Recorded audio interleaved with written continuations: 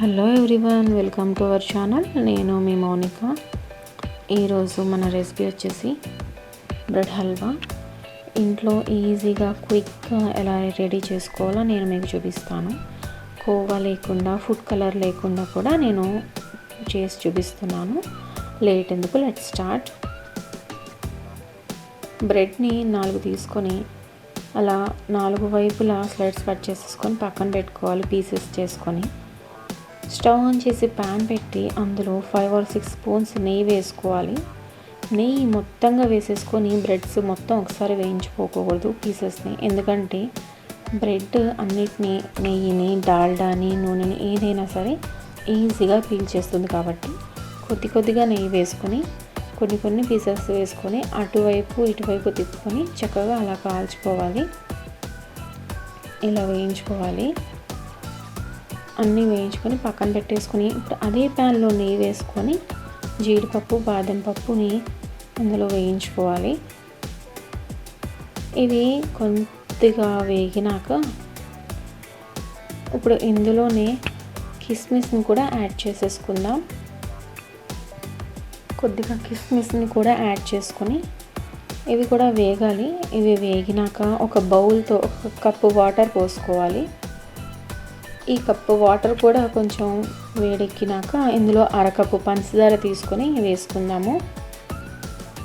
So ఈ పాకం మరిగినాక ఇది లేత పాకము, ముదురు పాకము కాదు, మధ్యలో తీసుకోవాలి. చూసుకున్నాం కదా.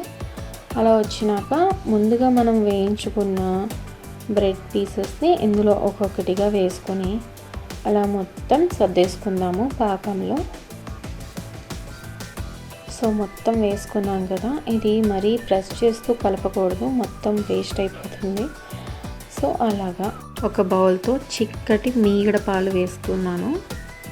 అలా మీగడతో సహా పోసేసుకోవాలి, ఎందుకంటే మనం కోవా తీసుకోవట్లేదు కాబట్టి. అలా కలుపుకోవాలి చక్కగా నిదానంగా. ఇది దగ్గర పడే కొద్దీ అలా దగ్గర పడినాక ఇలాచీ పౌడర్ వేసుకోవాలి టేస్ట్కి. మనం ఇందులో కోవా వేయలేదు, ఫుడ్ కలర్ వేయలేదు, అయినా చాలా బాగా వచ్చింది బ్రెడ్ హల్వా. సో చూసారు కదా, రెడీ అయిపోయింది బ్రెడ్ హల్వా.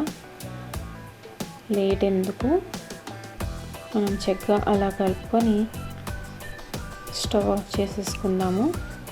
స్టవ్ ఆఫ్ చేసుకొని సర్వింగ్ బౌల్లోకి తీసేసుకుందాం.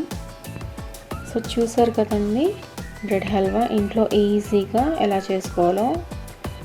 సో నేను ఎలా చేశానో కామెంట్ చేయండి. మీరు కూడా ట్రై చేసి నా స్టైల్లో కామెంట్ చేయండి ఎలా వచ్చిందో. సో నా వీడియోని ఫస్ట్ టైం చూసిన వాళ్ళు తప్పకుండా నా ఛానల్ని సబ్స్క్రైబ్ చేసుకోండి. నా వీడియోస్ని లైక్ చేయండి, షేర్ చేయండి, కామెంట్ చేయండి. Thank you for watching my video. Thank you. Bye bye.